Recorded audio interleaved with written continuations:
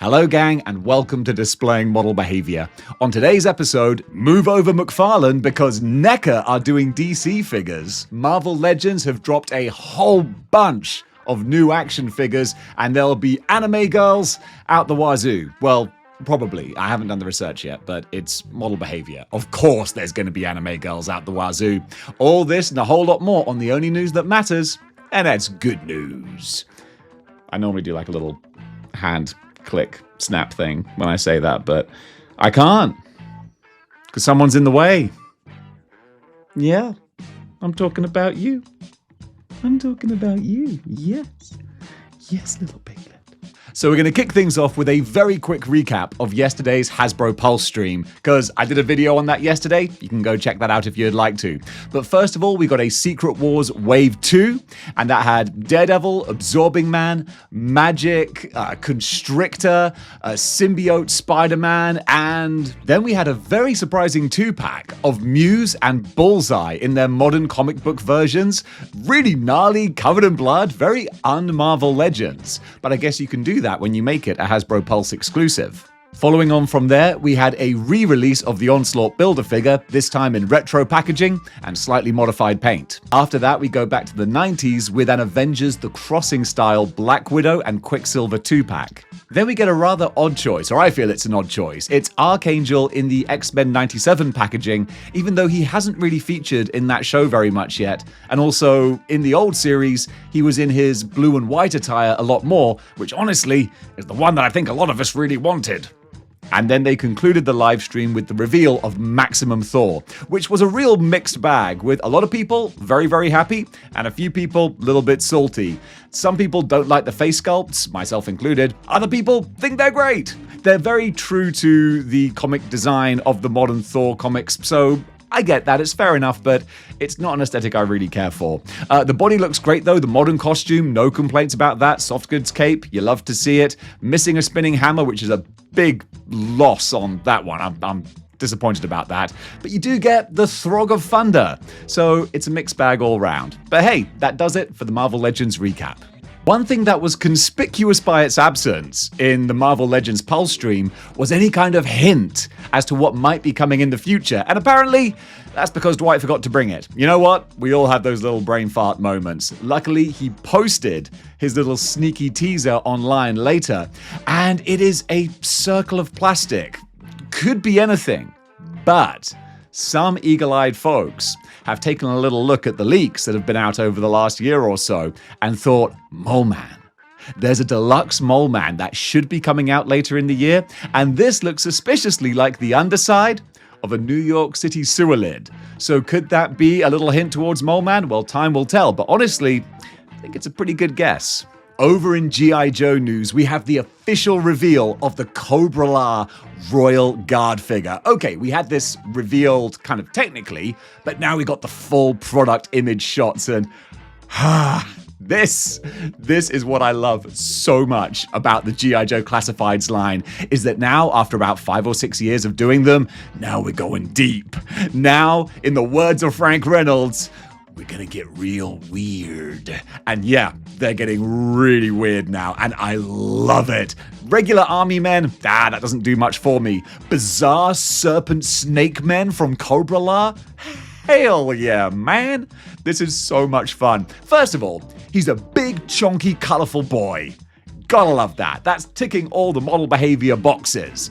But then all the removable gear as well. His mask, the wings, the weapons. You can play around with this so much. This is so good.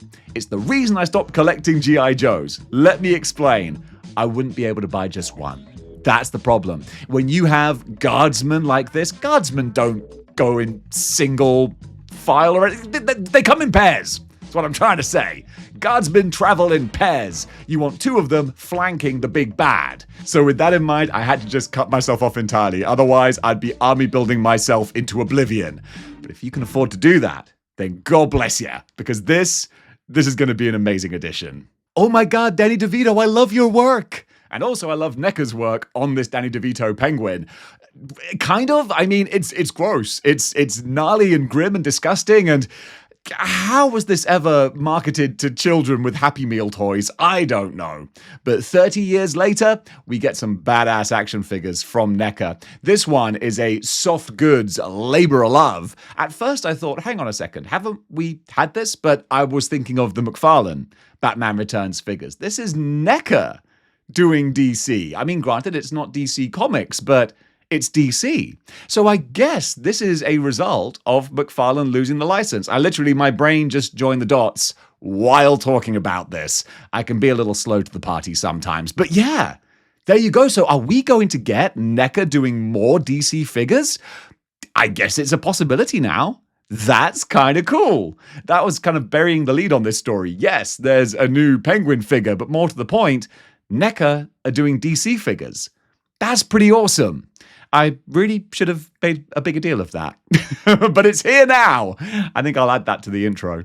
Oh my stars and garters. Mondo have revealed their 1/6 scale X-Men 97 Beast, and he's literally everything that you would want in a 1/6 scale 97 Beast, and everything that we would really want in a 1/12 scale one as too. Marvel Legends, are you paying attention? The big thing for this, I think, in particular, is the removable arms with the lab coat as well. And they've done a solid plastic lab coat as opposed to a soft goods one, which honestly, I think works. It really does. Going for the animated style, it makes sense to actually have one that's in the same, plastic resin, whatever they're made out of. So you can do the cell shading on that as well. Then with the swap out arm, so you can put it on and off nice and easily. That's great. But then throw on top of that the cybernetic robotic backpack that he can carry with all of his gadgets as well. This is a real labor of love type beast. And this is what Mondo do best. Are they expensive? Heck yeah, they're painfully expensive. But at least they try to do what they can to justify that price by giving you a whole lot of bang for your buck. And this beast has just about everything available. So hey, when Marvel Legends finally decide to give us a 1/12 scale 97 Beast, if they could follow this formula, oh boy, it would be a thing of beauty. I don't think they would go as in-depth as this, but even half as many accessories would make for a pretty incredible action figure. You know, it's been long overdue for Mattel to finally give the people what they've been asking for, which is the best wrestler / Hollywood superstar of the 1980s, Jesse the Body Ventura. Come on, that wasn't a bad impression. You gotta give me a little something for that. Jesse Ventura is getting the full-on action figure treatment from Mattel's Ultimate line, and I do kind of love it, because Jesse the Body and Gorilla Monsoon were one of my favorite commentary teams. So much nostalgia there. Loved hearing Jesse give out about how unfair the babyface wrestlers were being when it comes to, how they're treated against the heels. I love a good heel commentator. So this is a really fun-looking action figure. Mattel, once again, setting a standard that if they replicate for the DC figures, I'm going to be pleased about that. I love that he comes with his Blaine hat from Predator as well. That's great with the bandana, the headset, all the different swappable heads, all of which with the great, horseshoe hair that Jesse Ventura had, and his tiger stripe soft goods jacket.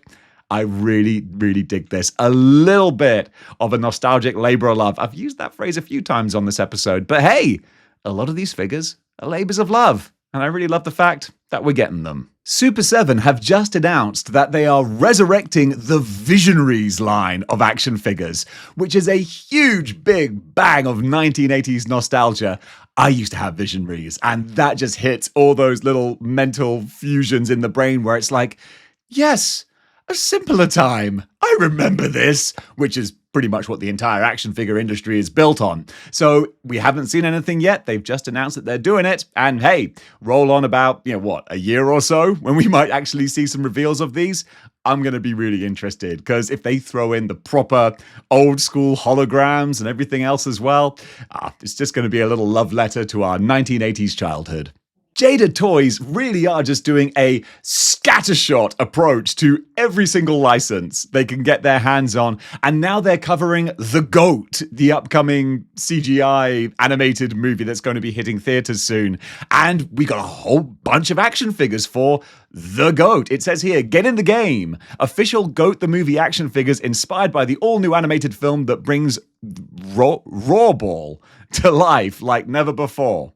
So these are available now on Amazon and Walmart, and even though this is a new franchise that doesn't carry any childhood cachet with us, it could be a great way of indoctrinating children into collecting action figures. And honestly, that's what we need to do. We got to keep this industry alive, folks, not just for my YouTube channel. So if you know any little ones, take them to the cinema, go watch the basketball animal thing, and then buy them some action figures. And then in 20 years' time, they'll be buying Super 7 versions of these for about $1,000 each. Mattel are really making a big push into the action figure market in 2026. I mean, don't get me wrong, they've always been an action figure company, along with everything else. But now they're scooping up the Teenage Mutant Ninja Turtle license as well. So not only are they going to be hitting us with a whole bunch of DC figures, we're doing Turtles too. And considering how often Turtles cross over with DC, there could be some mashups coming in our future. But I'm getting way ahead of myself. We literally have just had the announcement now. So Playmates, they're done. And now Mattel is picking up the TMNT license, which I know is kind of spread across different people anyway. Obviously, NECA do Ninja Turtles as well. So I'm not sure how it breaks down. But I can only see this as good news. Playmates did some good stuff. But on the whole, I'm more of a Mattel guy. They seem to go a little bit more high-end, and I'm here for that. So, yeah, also, gosh, now that I think about it, yeah, loads of different companies do TMNT figures. Well, Mattel are here now as well. And honestly, I think they're going to go all in with this. You don't pick up the TMNT license for nothing. I think this is going to be the dawn of a whole bunch of brand new figures. And honestly, my wallet's already yelping. Joy Toy, they do TMNT as well. Wow, everyone does. Well, now Mattel do as well. Toy blogger extraordinaire Mr. Lee has just posted on his Instagram a beautiful looking video of the recently released T-Hawk from Storm Collectibles. Storm Collectibles, man, they are just crushing it with their Street Fighter line. This, of course, is the larger scale one, not Storm Arena, but more 7-inch line, and it does look awesome. I love T-Hawk. Big bruiser character, gonna absolutely dominate the shelf, and it's just more of that good stuff from Storm Collectibles with their Street Fighter line. The only problem is that you never know if they are going to completely finish the line, but having said that, they've got to be pretty close to having the whole Super Street Fighter roster now. So I think if with just one or two more additions, they'll have it. And that's going to be an expensive set because these figures go for about $100 a piece. And that's if you buy them brand new, let alone going into the second-hand market to try and pick up the older ones. But hey, if you got him from the ground floor, this is another great one to get. Or if you just want to get T-Hawk, well, now's the time to do that because as history would show, they're only going to get more expensive.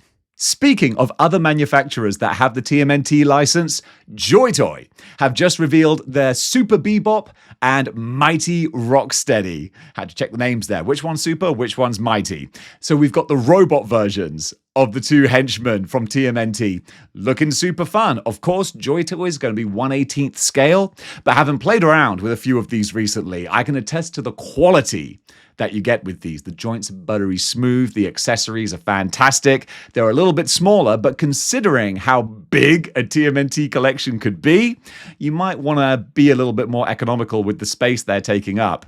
So these look really beautiful. On sale or up for pre-order is what I'm trying to say. Not on sale yet, but up for pre-order. Over on Joy Toy's website right now, you can go check them out.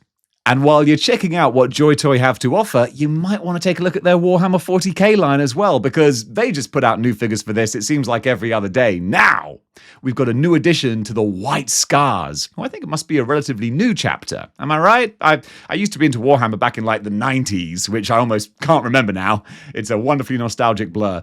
But we got the White Scars Legion Praetor. I never know how to pronounce that. But it's the, oh gosh, there's a whole bunch of words I can't pronounce. You know what? I'll put them in the description. You can pronounce them however you like. So this is just a badass looking character with Cyberhawk. Wow. Nothing more 80s than that. That's really, really cool. I love what they do with these. And again, They're so good with the quality. I absolutely, I dig them. I dig them the most. Going to do a big toy shop walkthrough video when I get to Hong Kong. A friend of a friend owns an entire Joy Toy store, and the displays are fantastic. Look forward to that soon. In the meantime, though, you can pre-order this guy over at their website. I covered a few of these on the last episode, but we have some more pictures of 52 Toys reveals at Wonderfest. And I want to go through some more of these because some of them look so good. So we have the Ryu Fig-Lite DX from Street Fighter 6. We've covered that before, still looks good. Then we've got Chun-Li in Outfit 1, which is the more modern one, again from Street Fighter 6. But then classic costume Chun-Li. Really love the look of that. Then we've got Akuma as well, who looks absolutely amazing. Like the details on that guy, the veins in the arms, like that looks like it's going to be one heck of a figure. And then also Cammy as well in her Street Fighter 6 guise. They're putting together a good-looking roster. But of course, we're all completionists. We want to know if they're going to do the whole line. Time will tell on that. Then we got Final Fight figures, which again, more side-scrolling beat-em-ups. Yes, please. Could you get hold of the Streets of Rage license? That would make me a happy chappy. But we got Guy, who's been revealed, and also Sodom as well, who is just a cool-looking, monstrous armored dude. After that, we got Captain Commando. So if you want to start collecting more of the Marvel vs. Capcom characters, this is where to look. So we got Captain Commando, and also we've got Carol as well. Not familiar with that character. Then going over to another one that I'm not familiar with. I think this is like an anime franchise from the 80s. We have Zhao Yun and Zangief from Tenchi wo Karu. I won't even pretend that I know what that is, but I know a lot of people do. So if you know, you know. Then from Universal Studios, this is interesting. It's Frankenstein's monster, but it really looks like the Frankenstein's monster from Darkstalkers. And I know it's Storm Arena who are doing Darkstalkers, aren't they? Are 52 Toys covering some of those as well? Maybe they're not. I'm trying to manifest it. But this Frankenstein totally looks Darkstalkers. And then finally, with the Alien and Predator line, they've got the Predator, who is the Fig-Lite AX version. That's kind of cool because like super stylized, very weird looking, but I kind of dig that. But then if you want something more traditional, they've got the Jungle Hunter, who just looks straight out of the 1987 film.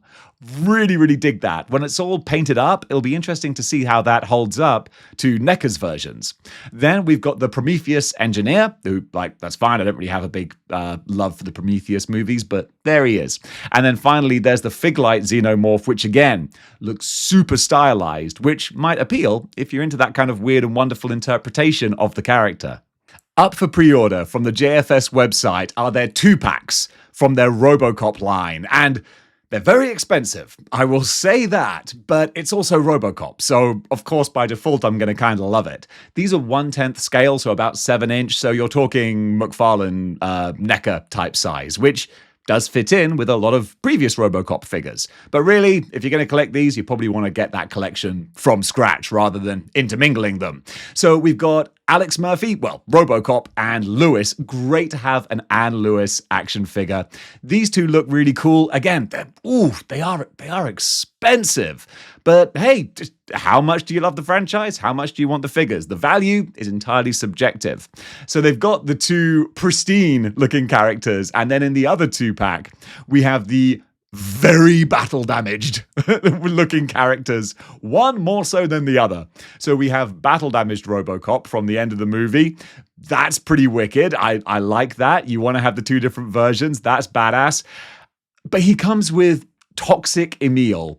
And this is something that freaked me out when I was a kid and still slightly freaks me out to this day. I love Robocop. It's one of my favorite movies of all time. Absolutely adore it. But I still struggle to watch that ending because it's just so gross. I love horror, but I'm not a gross out person. And Emil, he gets it real bad.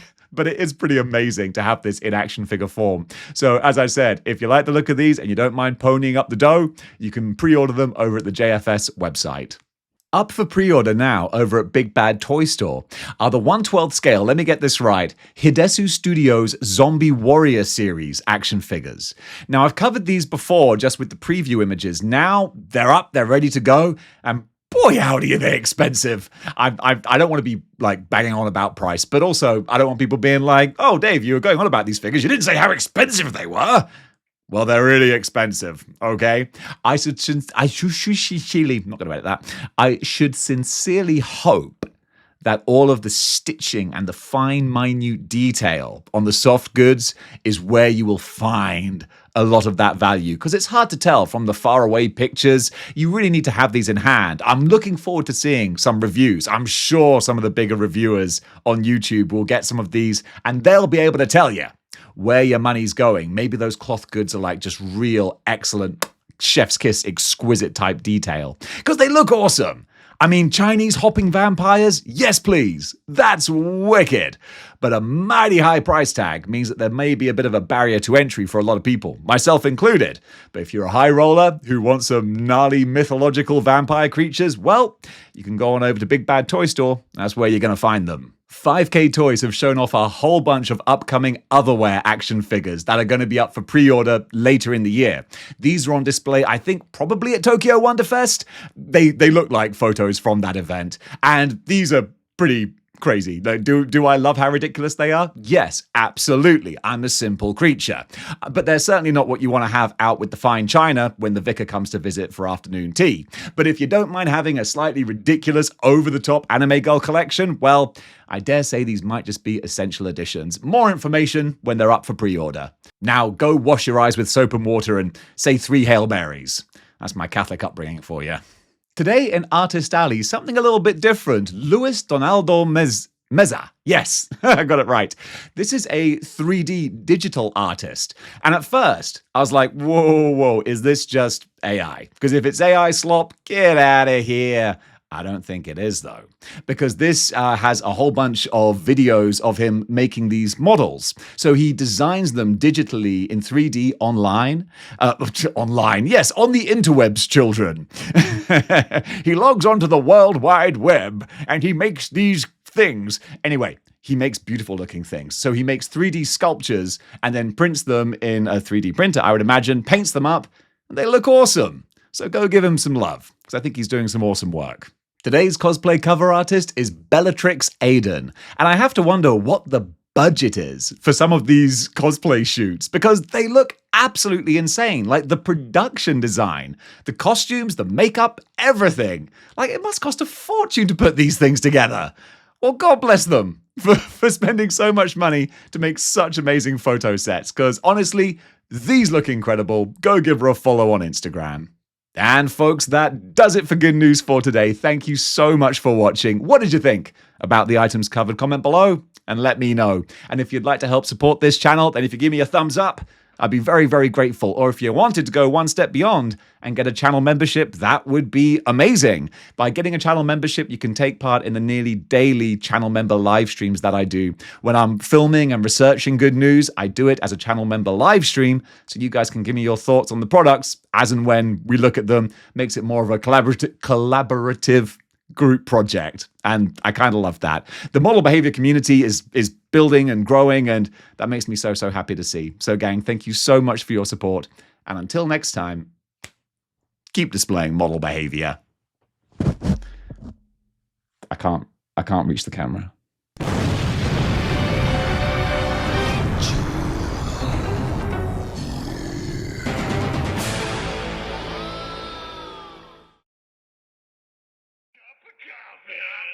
Cup of coffee, big time.